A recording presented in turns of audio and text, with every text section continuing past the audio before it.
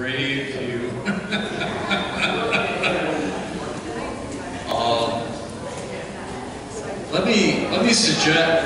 Let me suggest that folks who are back there maybe come a little bit closer.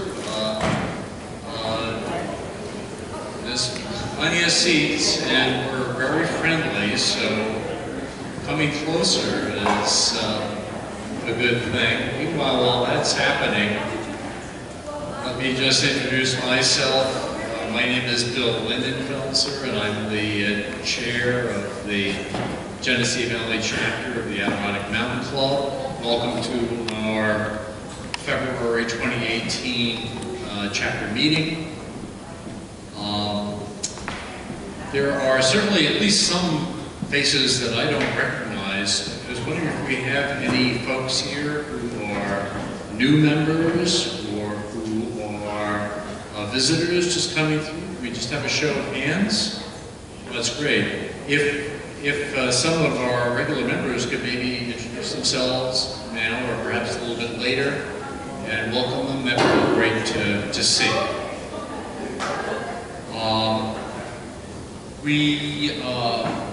We have a couple of announcements to take care of before we get into our presentation.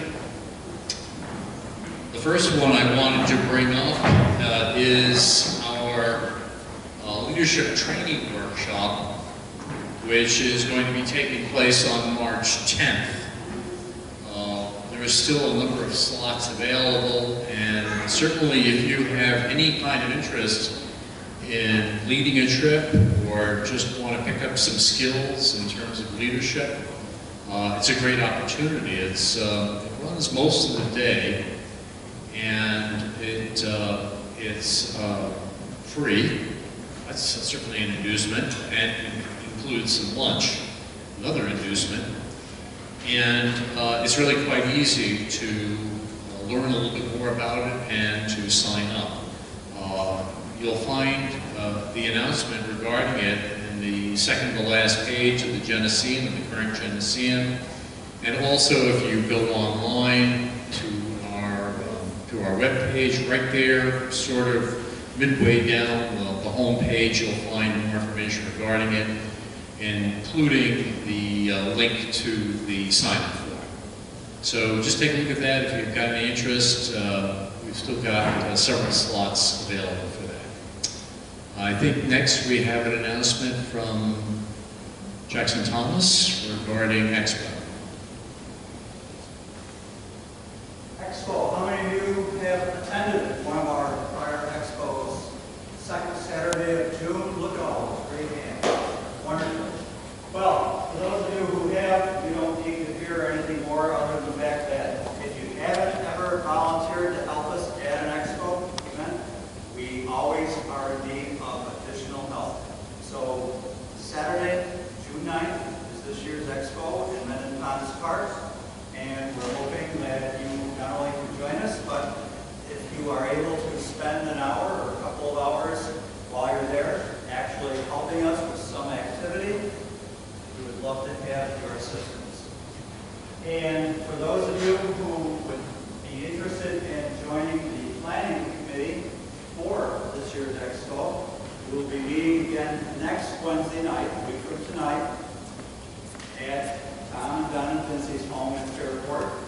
Includes a pop-up dinner starting at 6 o'clock, followed by our meeting after the conclusion of food. So, are there any questions about Expo? Barbara? Actually, can I add into it? You certainly may. Add So, if anybody's interested more on the compass at the Expo, I do multiple compass workshops, and we actually work with the compass to take a bearing, use a bearing. Mary Kay, you asked about the maps. We actually have a workshop that includes taking a bearing and using a bearing on maps. So we had hands-on follow-up to what I did in the workshop. Great. Thank you, Barbara. Yeah, just to build on that a little bit, Barb was describing one of the skills that you can pick up at Expo, or certainly at least get an introduction to it. I imagine that after your workshop, you're probably a little bit more familiar with compass and map, and maybe not the kind of person who's going to go out into the wilderness and try it for themselves for the first time solo, right? But at any rate, it's a great introduction, and it's one of many, many workshops that take place at Expo that provide all kinds of skills. I mean, from learning about that to mushrooms, to how to change on a flat on a bicycle. There's just all different kinds of things there, in addition to opportunities to try out some boats on 100 Acre Pond, go for hikes, just a variety of activities. And just building on what Jackson was saying right here, this is certainly our premier event of the year. It attracts something on the order of 1,000 people, I think, on that Saturday. It's a big, big to do. And so we could definitely use some help. And it's a great way to get to meet a great group of people who put this thing on. How many volunteers do we typically have, Rich? About 100 volunteers. So it's and doing all kinds of things, okay? From helping to set up the place, to taking care of, you know, presenting certainly the various workshops and the like, even to putting out a lunch. So lots and lots of opportunities to contribute in many, many different ways. If you'd like to help, there's more information about what you would need to do in the Genesee and also on our website. Okay, good. And finally, I think we'll just get started with our program here. And Jill Nichols, our I do this all the time. Great apologies, okay? Great apologies, okay? For those of you who are visiting us for the first time, we'll let someone else who's a veteran. Now I'm just talking to the veterans. What did Bill just do to me?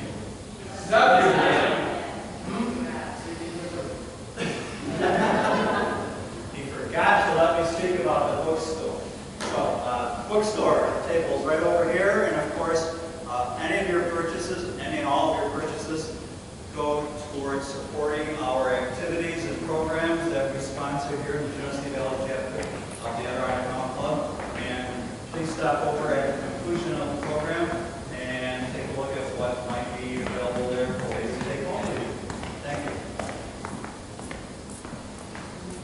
Jackson, is there no drawing this week? Oh.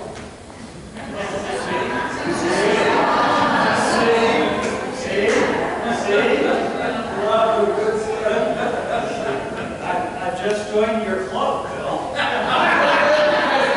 We didn't say hello, Jackson. That's what happened. I was out of sync. I didn't give you my standard greeting. I probably threw you off, didn't I? Just, you know. That's all right, Bill. Well, look, you can draw a name. You're right here. I bet I can do that. Here we are, and Fred D. Well, Fred's not here. Love you, Fred. In fact, I was it's too bad. But let's get Fred's one instead. And Dave Nichols, right here.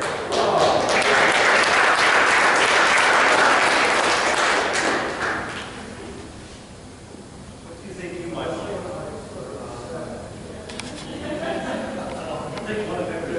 Yeah.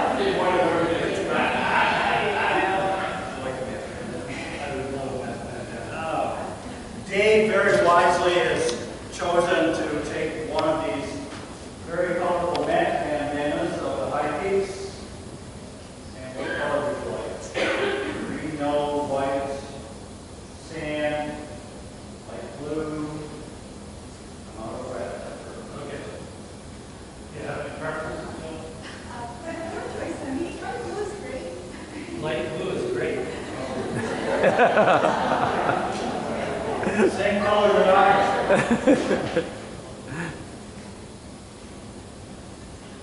And for those of you who've never seen one of these, it's an actual copyrighted map, trails drawn right on it, which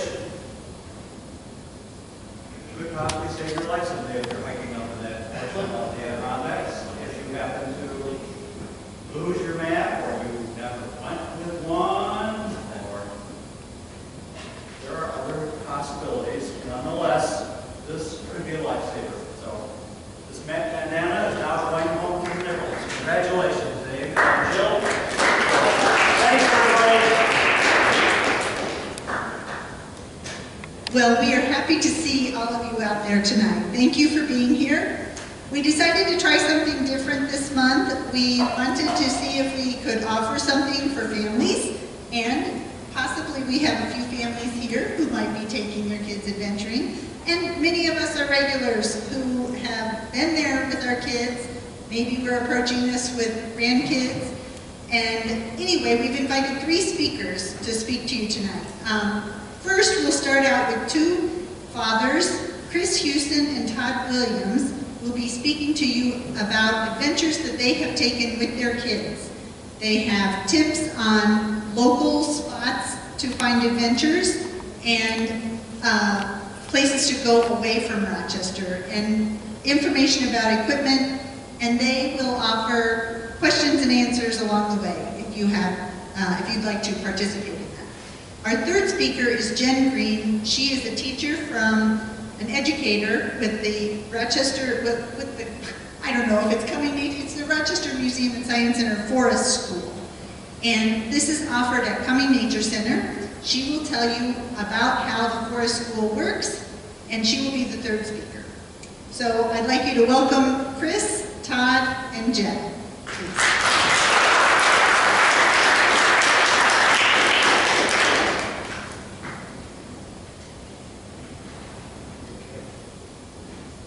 Is this thing on?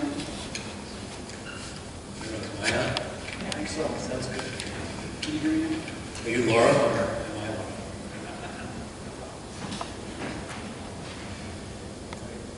Well, it's good to see some kids here tonight. My 2 kids, Jen's 2 kids, and all of you that are still living are kids. So we're hoping for more families to come here tonight, but I'm sure that you have extended families and you can take away something from this presentation, this discussion about what to do in the Rochester area, in New York State, et cetera, et cetera. Chris and I especially want to emphasize that if you have questions, this is a very dynamic presentation. We didn't know who the audience was going to be. So at any point, if you have a question, send that hand up in the air like a rocket, and a microphone will come around so that everybody can hear.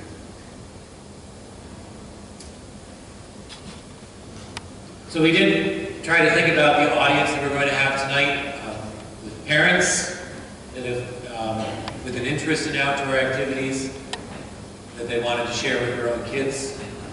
That's really my experience. I've been doing outdoor things for a long time, and I'm going to share it with my kids as well as my wife and anybody else who wants to come along with me. I think we also have a group of parents that might not know too much about the outdoors, but they know that they don't want their kids sitting in front of the television.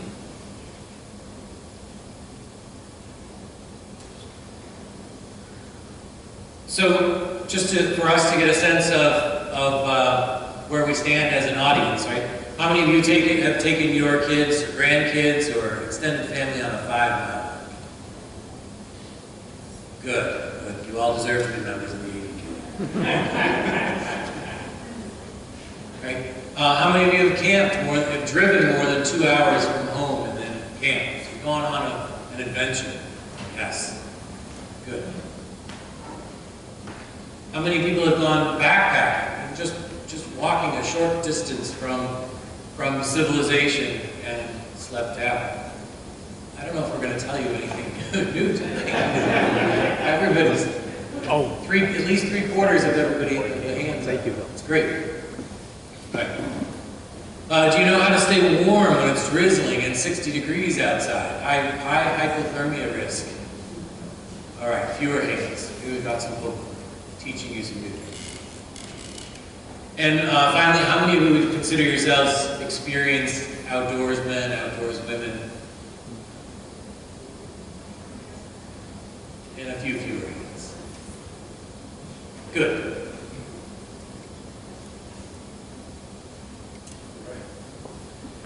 All right. So, like Todd said, if everybody has any questions,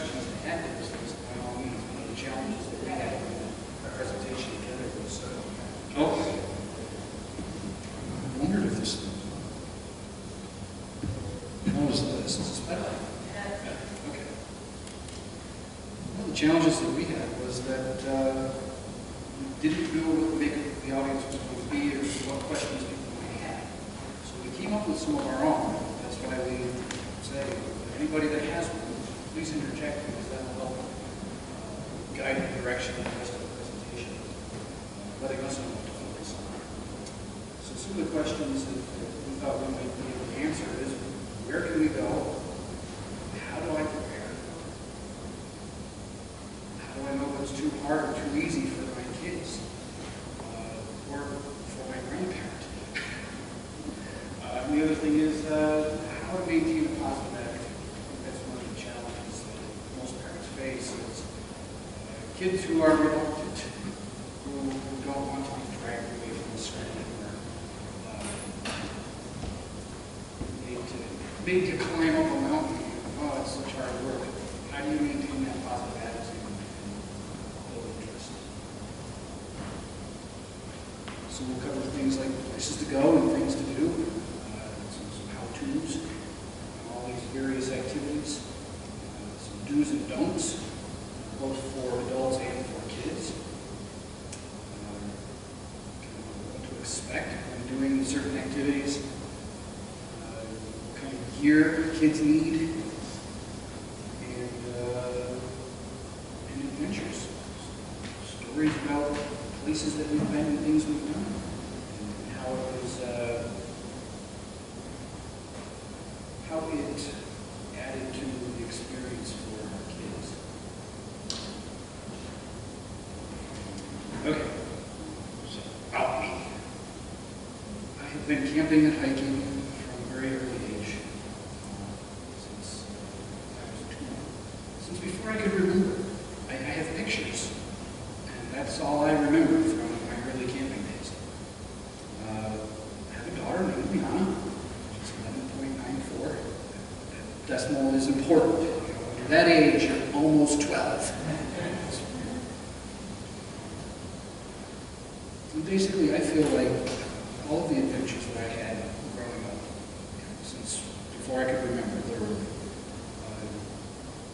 memories and places, and everything that I learned, they were all gifts that my parents gave me. And I feel inspired to carry on the tradition and pass those gifts along to my daughter. So we'll see throughout the presentation. Down here is a picture of it's me and my father on top of Mount Washington with his floppy hat, and me in my Little League baseball cap. And there's me with Liana in my floppy hat along the trail at Sugar Creek Glen. And there's me as a youngster pitching my little pup tent. And Liana's carrying on the tradition. That's her handiwork, actually. I think she left the hammer laying in the middle of the grass. She helped pound it in 10 sticks. I can see it. I see, I know. Good resolution on this. Similar to Chris, my family grew up car camping, going out in the woods. So I grew up locally here, lots of car camping. My dad died when I was 10. My wife told me not to put that in, but it is an important part of the one element of my story. So here, me and my brother, Matt, camping. My sister Carol came along, and we still went camping. Good smiles. Jill, this is what you said you wanted. Kids smile. A little older, doing some canoeing. And my dad and my 3 siblings, and I have two younger siblings, but nice matching shirts. Were they matching shirts? Oh yeah. Yeah, look at that. Nice. And after my dad died, I guess one of the things I thought about as Chris and I got to know each other over the past 2 months was that we have very similar backgrounds. We went camping as kids, and now we're carrying on that tradition with our own kids. But for an audience member that hasn't gone camping and needs that encouragement, I would go back one generation. My dad's family in Glen, he didn't do any camping, really. And my mom's family, they did some car camping, folded quilts in half and safety pinned them together with a big canvas tent for shelter. Nothing really fancy. So this outgrowth of camping came from my father and my mother getting together. So it starts somewhere. If you're not a hiker, canoeer, outdoors person now, start. It's a big part of my message is if you want to do it, go do it. Figure out, and that's what Chris and I are hoping to do, is to launch you into, okay, here's some ideas, I can do it. So I put this picture up. It's hard to read, but Timberland will be closed today, 8/19/91, due to Hurricane Bob. So shortly after my dad died, we went on 2 very memorable vacations. One to Yellowstone in 1988, took the train across country, and if you remember what was happening in 1998, like 1/3 of Yellowstone burned in a forest fire. So we were evacuated one night in the middle of the night. An actor from one of the playhouses just outside of Yellowstone, knocking on the camper door. And I had an uncle and a tent of ours saying, "You got to get out of here." You can see the orange there on the horizon. How much time do we have? Can we pack up our tent? I don't know. You got to get out of here. So it's really memorable. It was also my sister's birthday, Beth. She grew up in the army. Slept in that for the rest of that night, but it's a really vivid, obviously a very vivid memory.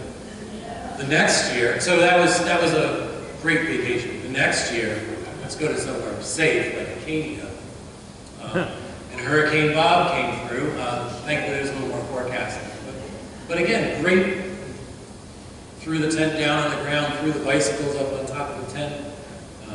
Let's get out of here. We've got 6 hours till the storm comes. My brother and I were watching the Transformers and traffic lights at school now. The firehouse that we stayed in. But this going camping, and I guess a little later I'm going to talk about taking risks and going on something that you don't really know what the outcome is going to be. This is where I think the memories come from, and the things that you're going to tell in 91, so that's 30 years later, 35 years later, 37, a long time. I wasn't very handsome then. So that was sort of my childhood. I was in Boy Scouts and Eagle Scout. I did eventually become an ADK 46. And then I met a girl who also had done some car camping, but hadn't done a whole lot of adventures. So we started building our relationship together. Eventually, the epic trips were a month backpacking on the Long Trail, canoeing in the Boundary Waters, and some other things. And then I became a dad, and we went on some more crazy adventures. And I started to put together some slides of the fun things that we had done as a family. And I didn't even get out of Wyatt's, my older son who's 12 now, I didn't even get out of his first year. And I will reiterate here that I'm not telling you these little stories and focusing on myself to tell you about myself. I really want to give you the impression of it doesn't matter how old your kids are. Go do something. Go out. So Wyatt's a month old, and it was Christmas time, so we went ice skating with my cousins, and well, we took Wyatt along, and we even took him out onto the ice. I bought a table saw on eBay that was in Niagara Falls in February, and we had to go get it in Niagara Falls, so we took Wyatt with us, so we've got that pointer. So there's Wyatt snuggled in, right? He's right there, snuggled in. What there? Right? He's happy. He's the warmest one. Cummings Nature Center for the Maple Sugaring Festival. So cute, Wyatt. It helps to, a little later we're going to talk about going out with people, so it helps to have an Olympian as a friend to push the jogging stroller. It helps to have friends that are just as crazy as you are to put a kid on the front, a kid on the back, and go for a hike. It helps to have a brother who had a daughter the day after you had your first son. So you've got similar experiences growing up. So another element that we'll talk about later is just finding a group of people to go and have fun together. Even with all those adventures, you just still have to stop and nurse the little guy, pick some strawberries, take some naps. But then you can go back to adventures. Wyatt, when he was 6 months old, at the top of Mount Elbert in Colorado at 14,400 feet. That's pretty crazy. So we did. But the bottom line is to do some exploring. In your kitchen, eating out of the flower pot. It doesn't taste so good. Or, I found this picture. I don't know what we're looking for under the fridge, but going to explore. Right in our living room, right in our kitchen. But go explore, go on an adventure. Have an experience together with your kids or your grandkids, or your nephews, nieces, whatever relation it is. Go do something. So, on to some advice on how to make this happen. So some don'ts. Oh, Joe, I told you no crying baby, no all happy pictures. I've definitely found in my experience that you've got to portray a sense of confidence and calm. I have taken my kids on some crazy trips to Zion a couple years ago. We did some canyoneering. But even this picture is in Arizona, Chiricahua National Monument, an amazing place to go. Wyatt was 4.5 years old. He was a trooper. He did a great hike that day. So I think number one is not to panic when things go wrong. Go with the flow. If you don't make it to the destination, if you don't make it to the summit, just enjoy the time that you're spending together. Be positive. Don't complain about going too slowly. Don't complain about the weather. Don't complain about your socks being wet. Things like that. Encourage your kids to do the best that they can. Without too much pressure.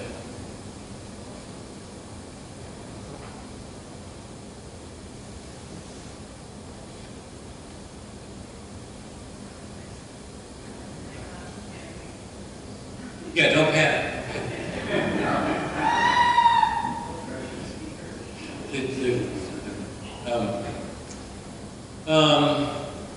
And then I think the other important point that I have there is to have backup plans, so that even if you don't make it to the summit, you've got a success point. You can say this was a great time. So I did put this picture in as an example of a backup plan that I think not many people know that when you have your large frame backpack, and it has, we're gonna run way over this. When it has that flap that opens up at the bottom of your pack, there's this layer in here, and it's actually designed to do emergency carry-outs. So when you've decided that your 4.5-year-old can hike 8.5 miles, and at 6.5 miles he gets tired, you have a backup plan to carry him out. Carry him for a mile, and why then take the hike again. So I was very proud of him for that. Yep. All right. You'll notice that the list for do's and don'ts for kids is pretty similar, because kids will panic for different reasons than adults do. But still, don't panic. Even if you're at the top of the cliff, it may be hard to see, but that's about, I don't know, 200 feet now. my heart was missing a little bit with my daughter standing that close to the edge, but she has the look of concern on her face, so I knew she wasn't going to get too much closer. Don't panic when you get stung by a horsefly on your neck. That happened to her. We were halfway around the lake. We were doing a loop hike around the little pond. It was maybe, I don't know, 2.5 miles, and we were 1.25 miles on the other side. She got stung and freaked out, didn't want to go any further because there was flies and everything buzzing around. She wanted to turn around and go back. And I convinced her that, you know what, it's a loop. And we're already halfway there, so it's the same distance to go back as it is to go forward. So we might as well complete the hike. It worked. She went and we finished it. And nothing else happened to her. She was fine. But that's where the encouraging the kids to keep going without putting too much pressure on them comes. My daughter in particular loves the wildlife. I think she wants to be a field biologist when she grows up. And she will capture everything she can get her hands on. The real important thing is, put it back where you found it. And no, you can't take it home, no matter how cute you look with a cat out of I also kind of draw the line at mammals. Almost everything on 4 legs is bigger, has sharper teeth, or longer claws than you do. And that was zoomed in. She's actually quite a bit further away from the several hundred-pound deer that she looks. But she would go right up the pet if she could. So enjoy the wildlife at a distance. And don't pick out junk food. Pringles are the ultimate road trip snack. They're awesome. But if you eat the whole can right down to the bottom while you're out in the canoe on the waves, you're not going to feel great afterwards. The do list is very similar to the adult list for do's. Stay positive and calm. I don't know how many times I've been out hiking with large groups of people, busloads of people, busy trailheads, and parents are just screaming at their kids to settle down, quiet down, stay over here, whatever. And it takes away from their enjoyment, your enjoyment, everybody else's enjoyment. So if the kids are positive and calm, it makes everybody's life easier. Like Todd said, focus on the experience even if you don't reach the summit. I mean, you might have a destination in mind, but if you don't get there, because you get turned around by something, whether it's a horsefly bite, or in this case it was terrible weather up Dick's Mountain. This is a trip we went on. It was actually our fellow ADK member Steve's 46th peak. So we went with him. He made it to the top. We did not. This was our turnaround point. I've made it a tradition to always take a picture of the turnaround point, so we know this is the point where you made it to. And then when you go back, you know that you've gotten past the point you made it before. Plan time for detours and extra breaks. Kids, your parents are going to want to take pictures with you. So you're going to have to pose in front of that waterfall. You're going to have to pose in front of that rock slide. Parents are going to want to read the signs along the trails. That's what we do. That's an adult thing. But be patient. Listen to your parents. They have your best interest in mind. And just like Todd said, don't put too much pressure on the kids either. So yeah, it goes both ways. And the bottom line, of course, have fun.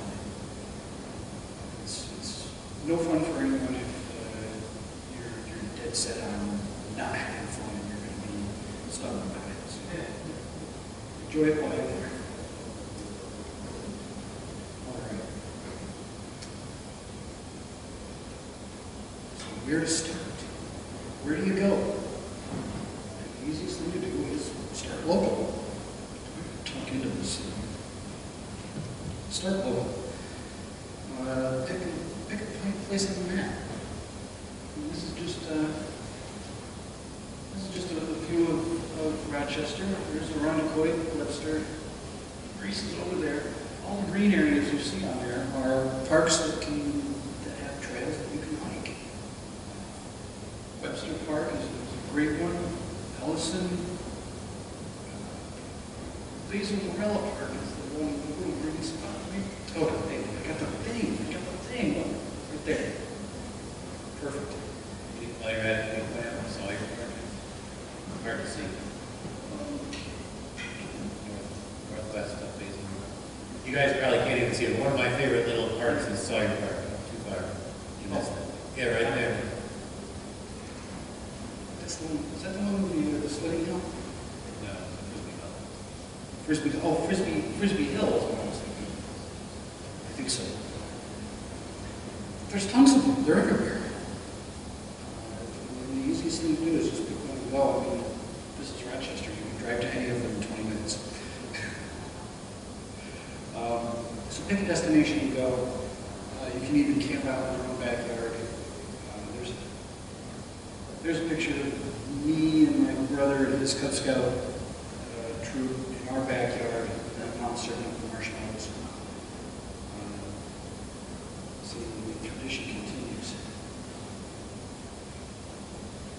It's not so important where you go as going.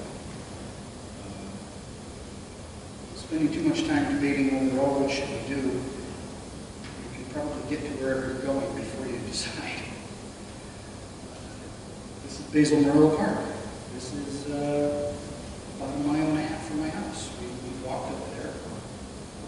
There's some parallel bars and jungle gym stuff, and we went up there and climbed on it and had fun. That is Stony Brook State Park. It's only about 45 minutes to an hour south of here. Or you can go further afield, like Baxter State Park in Maine, and Mount Katahdin. Obviously, if you haven't done that kind of thing before, you don't want to start by climbing Katahdin. Good. Yeah, I suppose you could if you're in decent shape.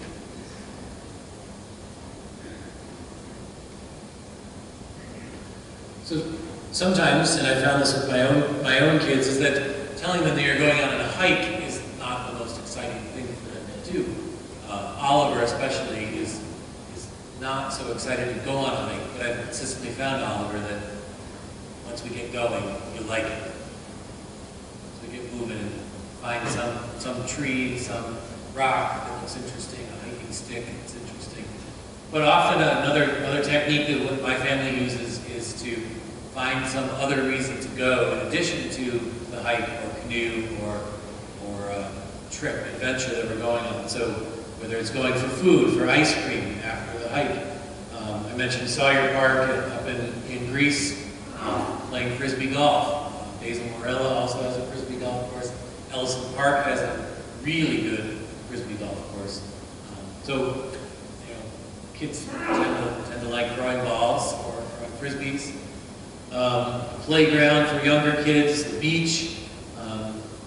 I haven't been there. I don't know if I've ever taken you guys there, but I was thinking about Ontario Beach Park, where the polar bear plunge was this weekend. How many of you guys know about the secret sidewalk at Ontario Beach Park?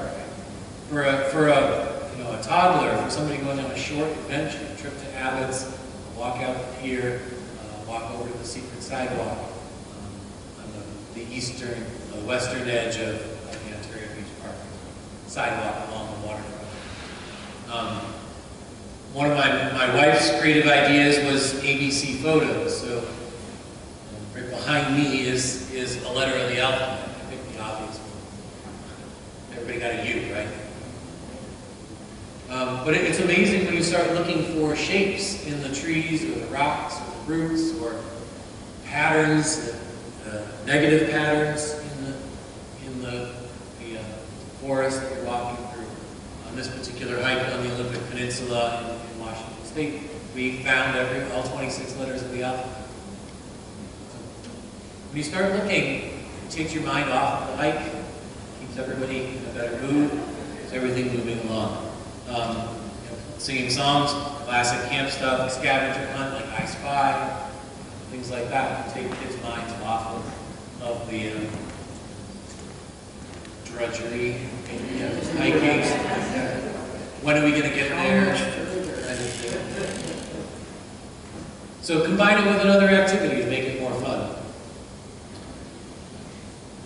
All right, so Chris and I then wanted to give you some specific ideas for destinations, both locally and in the Adirondacks. Certainly, I would be interested in adding to this list and possibly even posting things on the ADK website to create this brainstorm list. So these are places that Chris and I have personally been that we've enjoyed going to with our kids. But this would be a great opportunity for contributions and shout-outs of other places that the audience has been, whether it's on your own as adults or whether it's with kids, and add to the list.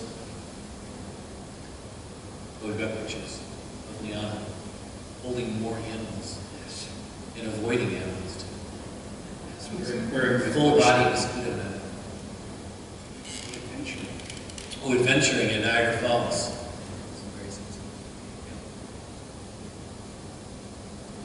All right, so we'll start with the easy stuff, hiking. Yes. Like we said, walk to the local playground. Pretty much any park in Monroe County or any state park nearby. Letchworth, Ontario Beach, there's the secret sidewalk that you mentioned. The pictures there are me and Liana and my husband Todd at Letchworth, and that's one of the side trails. It's a trail less traveled. I don't think I've walked it a few times, 2 or 3 of them. I don't think I've seen anybody else hiking on the trail at any time of year, really. And then the other one is me and my little brother. I'm in the green hat this time. And I think that was Fillmore Glen. Somebody said, yeah, it looks familiar. Okay. About an hour and a half to the east. But that picture was taken long enough ago that I don't remember really. I just remember the caption and really put on the scan slide. Those are the local. Anybody else have any favorite local spots for hiking? Yes, sir. Yeah, one of the greatest resources that we have in our area is right there in Mentor Park, where our expo is going to be. How many of you have gone back to the Nature Center? There are trails over there with some sunflower seeds in your hand and hold them up. What happens? Yeah, there's tame chickadees and, the tactile stimulation that like a 3-year-old will get is something they'll always remember and really arouse their interest in it. So, yeah, when you go and help out with the expo, then right after that, doesn't get dark till 9 o'clock in June. Put your seeds and take the little ones out for chickadees. So they really like it now. And in winter, food, they don't migrate. Food is hard to get, so they'll appreciate it.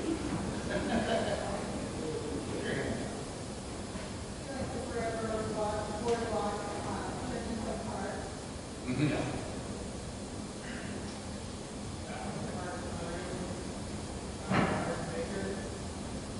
Which park, Brian? Bowden? I don't know that park at all. Okay, right. Yeah, the backside of Katahdin. Stony Brook State Park, we like Letchworth, we like there too. Right, small Letchworth and Stony Brook. Yeah, that's true. So getting a little further afield in the Adirondacks is where the Adirondack Mountain Club. Thousands and thousands of, probably thousands of choices. So rather than talk about specific things, there are a number of checklists or resources to try and encourage people to visit different parts of the park. So Kids on the Trails is a program to encourage families to get out into certain parts of the Adirondacks. And if you just Google Kids on the Trail, you'll find the rules of that program and the possibility of running a patch. The Fire Tower Challenge is something that my family is working on. Yep, Saranac Sixers are on there. It's hard to read, they ran over into the picture. The Adirondack Quest, which is actually sponsored by the Genesee Valley chapter, this chapter. The Saranac Six, as Oliver mentioned, that's something we just finished last year. And even just something like window shopping in Lake Placid, walking down whatever that street is called. Ben and Jerry's and EMS and the bobsled are out on the sidewalk. Just getting your kids outside, moving around. If it has to be in a more civilized place, go for it. Get outside, walk around. You can build on that experience, and walking up and down that street is probably at least a mile. Builds the challenge of going on something larger. As kids get older, biking becomes an option, and as my kids have started to become better bikers over the past 3 years, we found that there are some great trails. Jill just mentioned the Genesee Riverway Trail. I think that we're talking about the same thing. It starts right by the Aurora Bridge and goes down to Genesee Valley Park. There's the Genesee Valley Greenway Trail, which continues another 90 miles down past Letchworth. I think it goes all the way to Oneonta. Obviously the Erie Canal, but all these are rail trails or non-automobile thoroughfares. So pretty safe for kids to be biking on these. You guys have some favorite biking? Dryer Road? Yes, that's a great place to go mountain biking. Do you go there, Kai? Trying. Yeah. I think it's pretty hard.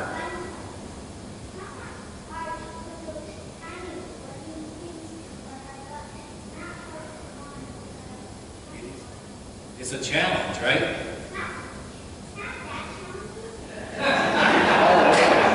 Well, that's good to know then.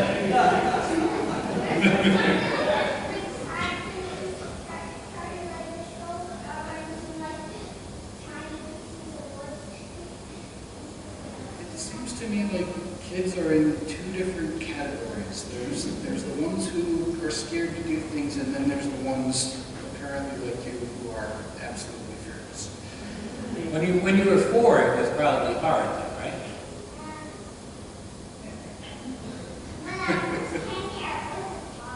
Yeah.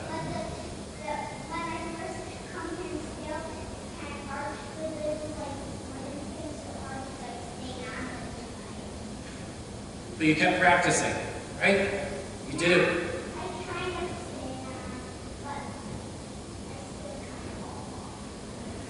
Keep practicing. You'll get better. That's true. It makes it hard to I practice. used to go there all the time. Dryer Road is a good mountain biking place, yes. Yep, is it Ashna, right? Oh, it's Glen, that's a secret place. Yep, good. Right in Penfield, right off of 490 and Linden Avenue. Good quiet place to go. Yeah. Allen's Creek. That's a good suggestion. Thanks.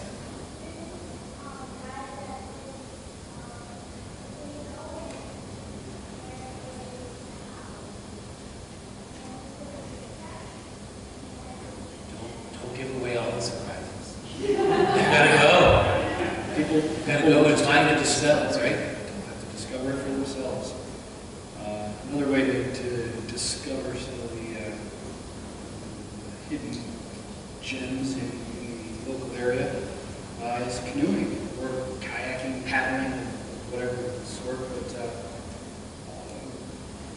one of the favorite paddles for the ADK outings is Runaway Creek.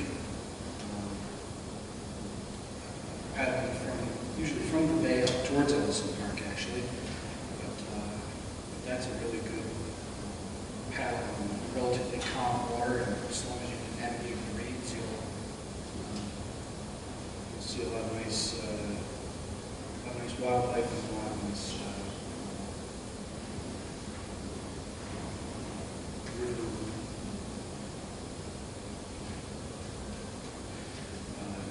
It's a nice map. Quite Bay, a little rougher waters, but still not out on the big lake. If you're really adventurous, paddling out on the lake is doable. If you're crazy, you can do it this time of year. And we know people who do that. Chris, I don't know exactly how long. I guess that's pretty. We should probably get rolling along.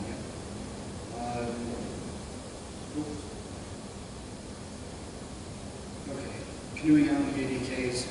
There are so many options. You look at the map and it's just dotted with lakes and rivers everywhere. I think Charlie is here today, but he is our waterways chair. Could probably list off 100 places off the top of his head. The four that are listed here, as well as Long Lake, Indian Lake, Racket Lake. There's tons of opportunities here.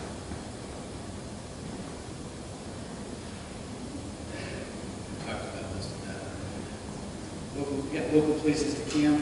I mean, those are both car camping pictures. One of them is Fairhaven State Park, and that's right next to where the Renaissance Festival is held. And it was Pirate Weekend at the Renaissance Festival. So Good excuse to go camping. that's a great excuse to buy Combine two activities together. Yep. And then we're just car camping at a picnic table and brought our Wegmans subs along so that we could make a quick lunch. It doesn't have to be 2 lunches. Actually, I believe that was my birthday. Those were my birthday cupcakes.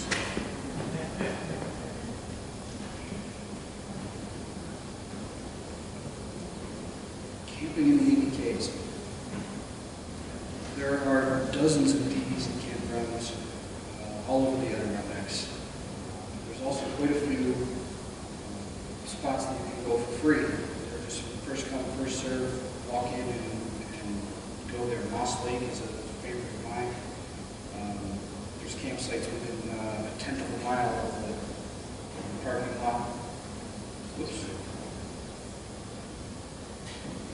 Cranberry Lake, if you're going to do any canoe camping, there's 46 or 48 campsites along the lake. A lot of opportunities in Old Forge. It's one of our favorite destinations is to go to Old Forge. It's one of the closest to Rochester. So there's wilderness areas. Besides the high peaks, there's Heteronda, Farrow Lake, Escana Lakes, pretty much anywhere you go off trail.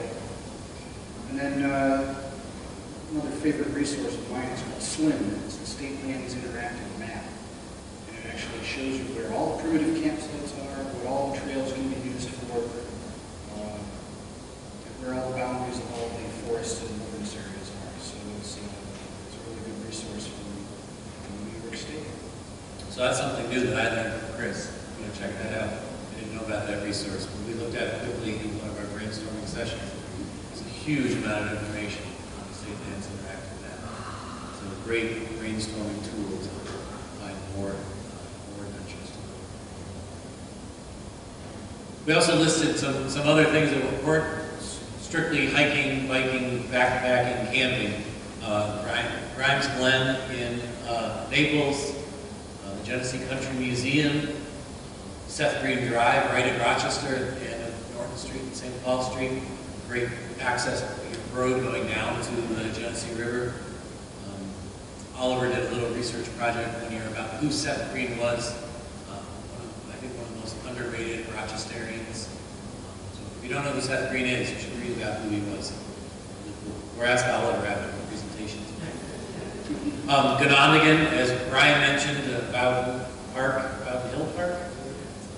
Ganondigan over at Victor. I think it's in 2 weeks. They have their winter games where you can go throw a snow snake, which Oliver was doing a couple of years ago, or run snowboats. Great fun winter activity. Learn about Native American outings. Visit the Longhouse there. I didn't look it up, but right here in the RMSC, the Cummings Nature Center, they'll have their maple sugaring festival sometime in the next month, I would imagine. And my brother started maple sugaring this past weekend. But, you know, go for an activity, go for a little hike, do some combination of things together.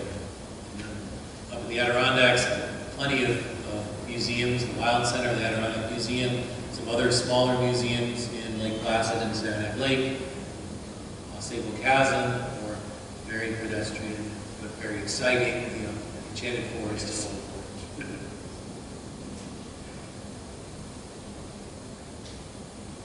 So going on these adventures and building positive experiences, we need to have the kids prepared as well as the adults prepared so that we don't get cold, we don't get too miserable. I think by the show of hands, right, wearing synthetics, wearing layers, staying dry, carrying extra clothing so that you could change into dry clothes if needed. And I'm guessing that by the show of hands at the beginning, everybody knows that REI, see our trading posts in local stores in the past year. Excellent sources of gear. Craigslist is still going strong. Eastern Mountain Sports, although filing for bankruptcy, is still a good source of outdoor gear. And Jen, who's going to speak shortly, turned us on to Oki Wares, the rain pants that she's a fan of, and some play shoes. I don't know, Jen, did you bring a pair of those German play shoes?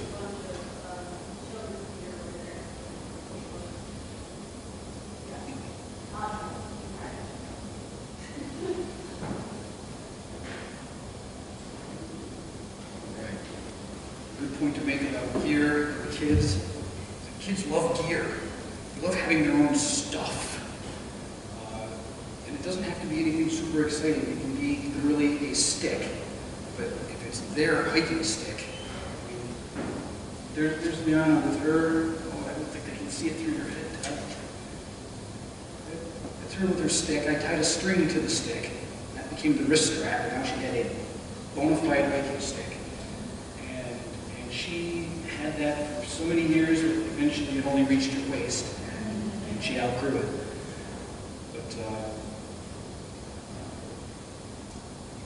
it doesn't have to be expensive. It could be a point-and-shoot camera. I mean, there she is with her longer hiking stick, and a $25 pair of boots, and a garbage bag for a pack cover. So it doesn't have to be expensive. You could spend $100 on boots, you could spend $100 on trekking poles, or you could spend $25 on pack cover. So, you know, you could have $225 worth of gear or $25 worth of gear. It doesn't have to be super expensive. That's your Powerpuff Girls backpack that can carry that could carry all the snacks and water that she wanted, and toys, and a pair of plastic binoculars that I think came in a cereal box or something. I don't know, but she carried them with her because it was an adventure. Those are some great gifts. There you go. and then even getting into more technical gear, she's got her own snowshoes and trekking poles. I picked those up at Wegmans, believe it or not. They were about $65 or something like that for a pair of snowshoes and the trekking poles as a package. But they still cost more than the snowshoes that Emily's wearing here, because I bought those from EMS when they came off of the rental program. So there's opportunities to find gear for not so much. It doesn't require a huge investment. Yeah, I think since most folks in the audience have indicated that they are fairly experienced campers, I will just say that even though you don't have to buy expensive stuff, you still want to buy decent gear. That's a pair of trail shoes that we got from Brianna in June. And the picture on the right is what they looked like in August. They were beat pretty bad. Great. So I think I've said this a couple of times. No excuses. If you want to get your kids outside, your nieces, nephews, grandkids, yourself. If you want to get yourself outside, just go do it. We've given you some ideas for destinations, given you some ideas for activities. Talk to some people. Got a great population here. Talk after the meeting. Mingle amongst yourselves. Come early to the next meeting. Start talking to people. Find some similar interests. Some great guidebooks that Jackson has over there at the table. Jen brought a bunch of books that are great resources and ideas for playing outside. Read books. Little House on the Prairie. The other one I thought of that was a favorite of mine was Swallows and Amazons, an English book about 4 kids growing up in the Lake District. But get your kids involved. Get them going outside.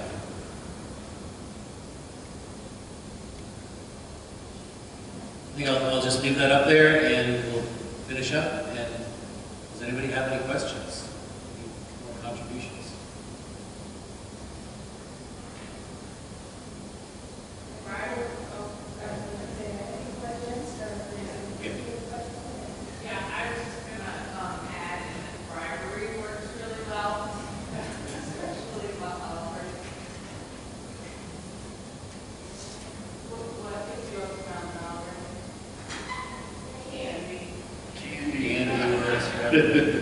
Yes, going to the bulk food section of the grocery store the night before you leave on your trip. Fill that bag with stuff. Don't overdo it. Some adventures that went too far was secret places in Western New York. We had some out-of-the-way things like an internal plane, different things to go and find in communities where you might be traveling for other countries. It's pretty neat book. It's a good sign. Secret places. That's great. Secret places in Western New York. There's always going to be those little secret spots locally wherever you're. Yeah, there are cool things that are chimney bosses in it.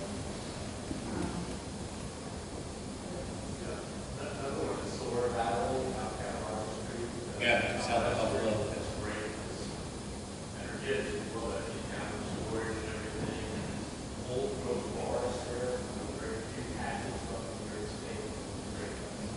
Yep, a little whitewater raft in there too.